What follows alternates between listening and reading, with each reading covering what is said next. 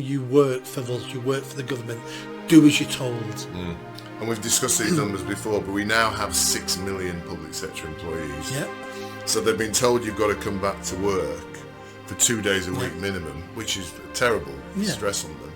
They're now threatening to strike over that. Yeah. The Department of Work and Pensions have paid, in the last 5 years, have paid £500 million in pensions to people who've been dead. I don't know if you heard I didn't that. see that. That doesn't surprise me at all. Which is 100 million a year, basically. Yeah. So, again, we're taking it, what we're actually doing now is we're paying dead people, but and we use it, and we're actually, that money could be used to actually pay little old ladies their heating bills, basically. That's just another example of the incompetent systems we have, and that's why we need a smaller government with less of our money, because they waste it all the time. And that's just one example. Well, the opposite is happening. Labour are also now, and I think we've discussed this before, but they're cutting £20 million of tax relief from churches to try and again bolster the economy. But the managed expenditure, which is basically, the managed expenditure is the money that we spend on our public services, basically, out of our GDP. So that's gone up. Unfortunately, the print's not great here. In 2019 and 20, it was 39% of our GDP.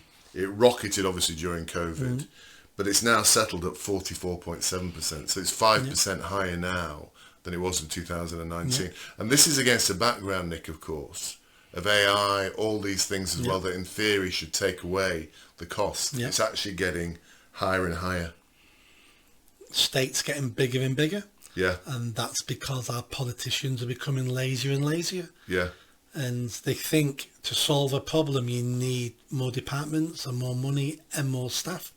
And once you've got those departments and got those staff, you can never get rid of them. So when something else comes along, we need another department now. We don't get rid of that department to create a new department. But the state's getting bigger and bigger. And people like Labour, especially Labour, they rely on the public sector vote. So what they're doing is they're creating more jobs for the people who are more likely to vote for them. So it's a Ponzi scheme for them.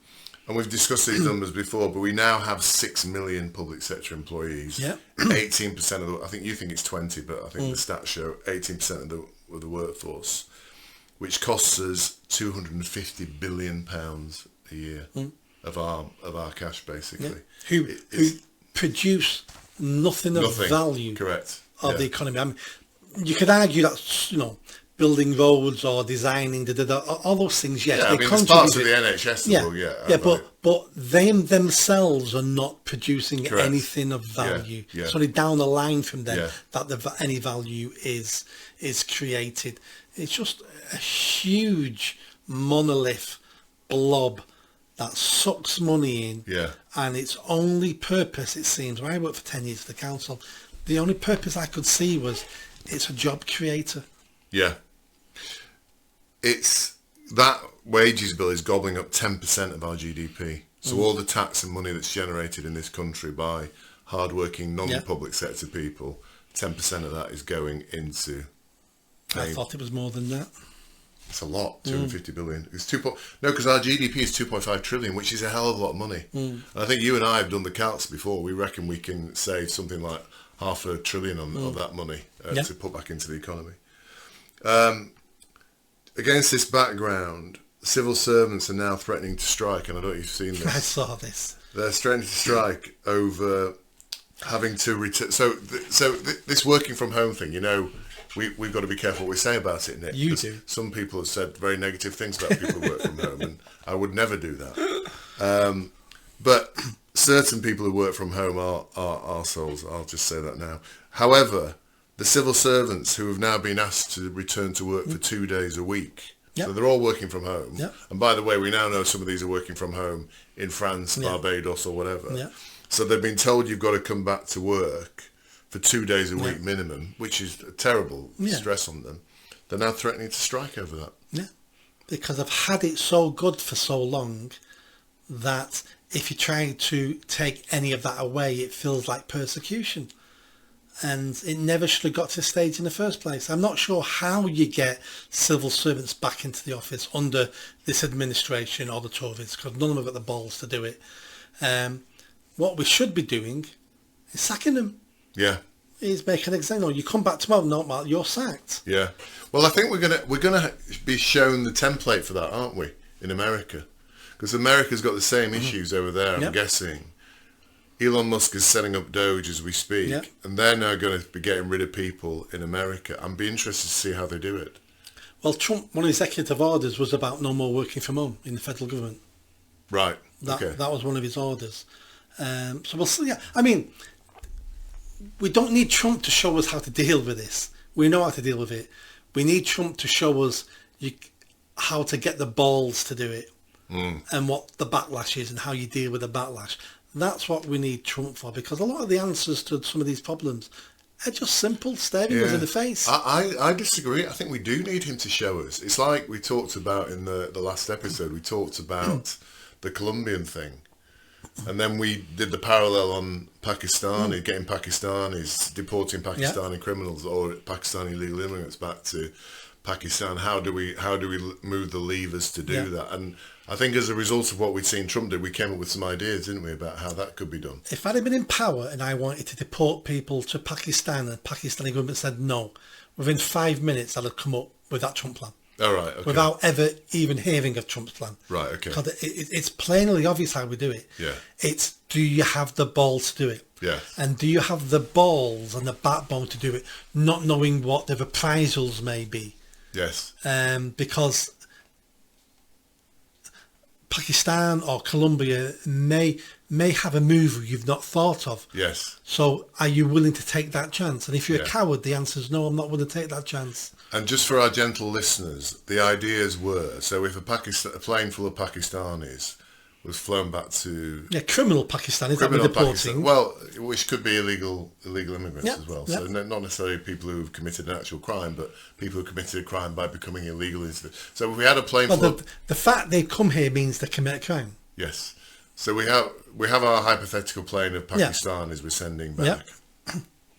As it's about to land at what's the capital? Karachi Airport. Not Karachi, Islamabad. No, Islamabad is the capital. Yeah. Karachi is somewhere else. Karachi is the old capital. Yes. As the plane is lying in to land, the Pakistani government says no, it's not going to land here. Send it away.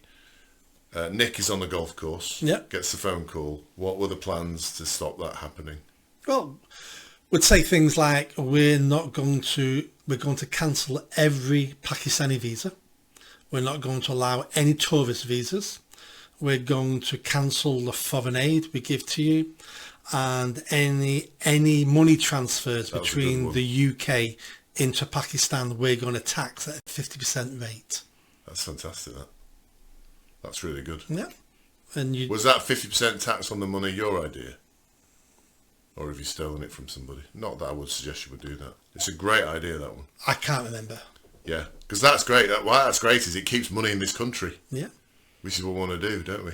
Do you know how much, well, a couple of years ago I looked into this, so let's say 4 years ago, how much money people in this country send to relatives in foreign countries? No. 8 billion. A year? A year. Wow. And that's old now, that's like 4 years old, that figure. I do know. Remember when I came back from Mexico, I was chatting to a Mexican guy. He said Mexico's second biggest income stream was money coming from America. Yep, yep. Yeah, so that's the leverage. That's the leverage that Trump has, and the leverage that we have over places like Pakistan, isn't it? Yeah. So now you know, folks. Just in case Nick and I are hit by a bus, you've now got the the way forward. So the civil servants are threatened to go on strike because they're being told to come back to work for 2 days a week. So I'll be interested to see what Trump does in America with Joe, to see how he deals with the public sector employees, because that's something that will have to happen here eventually. What will happen is you have to fight the unions. Yeah. And you need to have the backbone and understand what's going to happen and what you're willing to do and not do, and understand that it's going to spread like wildfire. So just because you're dealing, let's say in this country, with the education department, well, all public services will come out and strike and think it's going to hit them next year. So you need to be prepared for mass walkouts, mass strikes in the public sector. And the way you combat that is mass sackings. And people will eventually change their tune when they've seen other people being sacked because no one wants to lose their job. And that's what we need to do.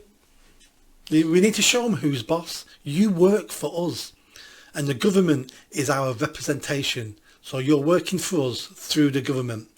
And if we don't like the government, we'll vote them out. But at this moment in time, you work for us. You work for the government. Do as you're told.